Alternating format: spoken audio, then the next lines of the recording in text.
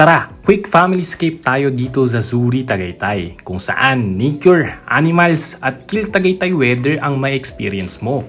Isa to sa mga spot na hindi lang Instagrammable, kundi sulit na sulit din for the whole fam. Located sa loob mismo ng Residence Inn Tagaytay, Zuri is short for Zoo at Residence Inn. Entrance fee, around 249 pesos to 299 pesos per head. Depende sa package. Kids 3 feet below, libre. Pwede na. Pero syempre, ang highlight dito, mga exotic animals. May mga tigers, snake, crocodiles, mga ibon na sobrang colorful. Parang mini jungle tour na zwak for bonding at learning experience. Para sa mga bata, sobrang saya dahil interactive ang experience. May feeding station at pwede ka rin mag-photo op with snakes or birds. Kung matapang ka lang ha, brother ha. At isa ito sa main attraction ng mismong zoo. Di ko alam kung anong hayop yan pero nakakatakot talaga.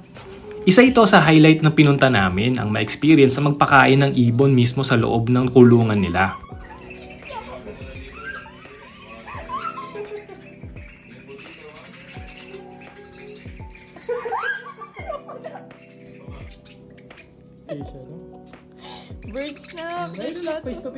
May mini restaurant sa loob kung nagutom ka. Basic snacks and drinks lang pero enough na para ma-enjoy mo palalo yung ambience. Alam mo yun?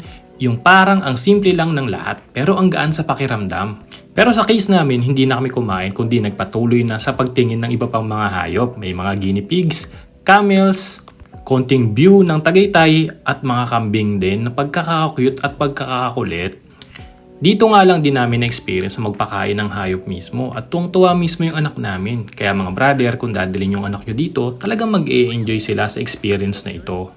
Pwede kayong bumili na ipapakain sa hayop sa mismong entrance pa lang. Mura lang din naman yan at para ma-experience na din ng mga anak nyo. Kasi kami nga mga parents ay hindi rin nagtaka kung bakit ang saya at nakakatakot pala at the same time ang magpakain ng mga ganito sa mga malalaking hayop kagaya ng camel. Niisip ko nga rin kung meron din ba nagpapakain mismo sa tiger na experience. Nakakatakot mga brother, no? Kaya kung naghahanap ka ng chill weekend getaway na hindi lalampas ng 500 pero sulit sa bonding at memories, lagay mo na to sa listahan mo, brother. Tagaytay weather, animal adventure, panalo sa combo. Thank you for watching and sana may natutunan ka.